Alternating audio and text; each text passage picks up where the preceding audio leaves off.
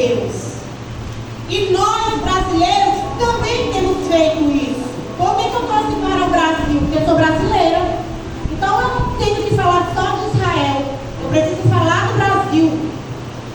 E na nossa história, fala que no ano de 1500, um frei chamado Henrique Soares de Coimbra, ele fez a primeira missa em Porto Seguro, no dia 26 de abril de 1500.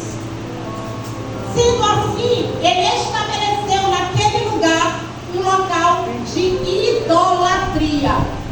Ali eles chegaram àquela cidade e falaram a respeito do descobrimento do Brasil. Chegaram a novas terras, novos povos.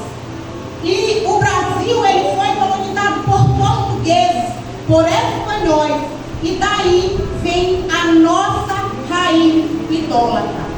E aí você diz, eu não sou mais idólatra. Eu não tenho mais idolatria. Mas veio uma raiz de Portugal, veio uma raiz dos franceses, veio uma raiz de Israel.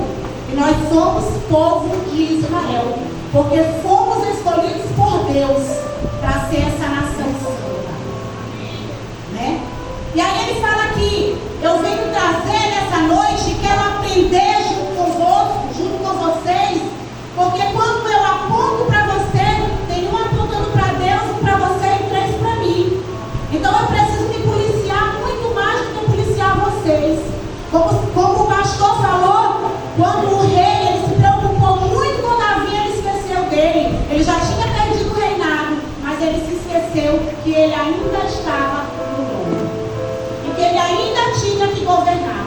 Tu ainda está no princípio da tua vida, tu ainda está no começo da tua trajetória com Cristo.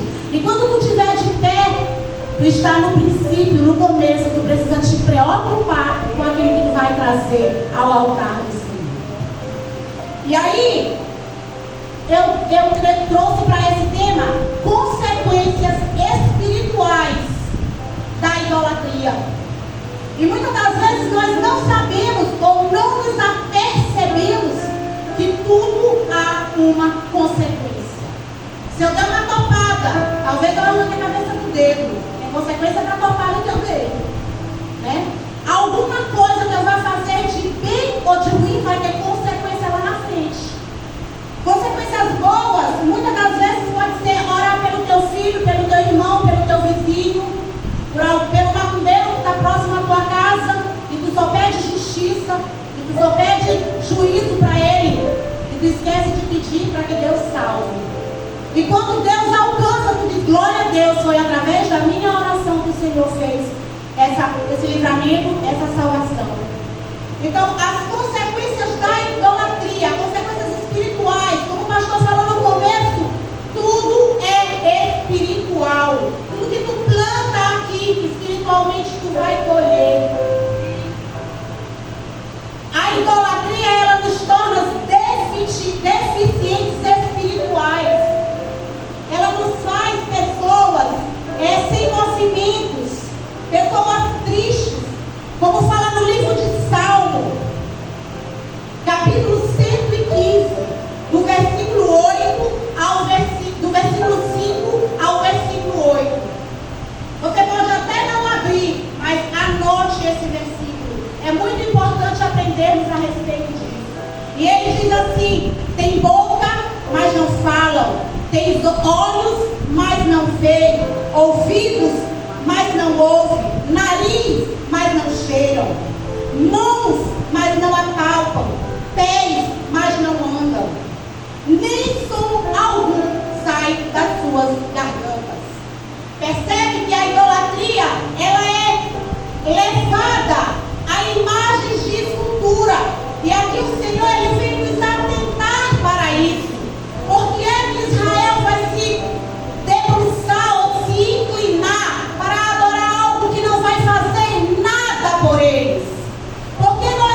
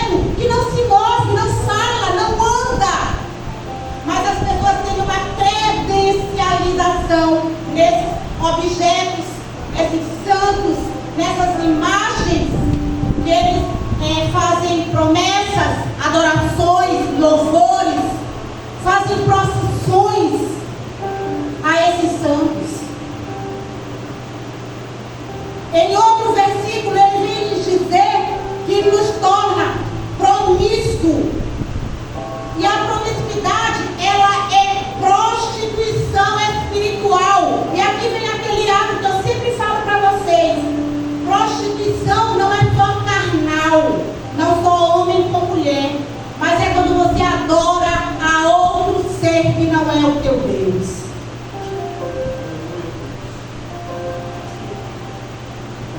No livro de Oséias, capítulo 4, versículo 12, ele vem nos dizer assim: o meu povo consulta a madeira, e a sua vara lhes responde, porque o espírito de luxúria os engana e eles se corrompem, apartando-se da sujeição do seu Deus. Quando ele diz aqui que as imagens respondem, muitas das vezes nós achamos que elas não respondem, mas como é que elas vão enganar aqueles que eu adoro se eles não responderem? Porque se tu estiver aqui falando e nada for respondido, tu vai parar de fazer aquilo. Mas outrora eu falei ali que eles eram mudos, surdos, cegos, e não faziam essas coisas. Mas tu tem que entender que por trás dessas esculturas existe um espírito de engano. E ele quer te enganar. Ele quer te continuar fazendo com que tu fique enganado, com que tu não venha adorar e reconhecer o Senhor como único e suficiente Salvador. No livro de 1 Coríntios, ele também vai falar a respeito disso. 1 Coríntios capítulo 10.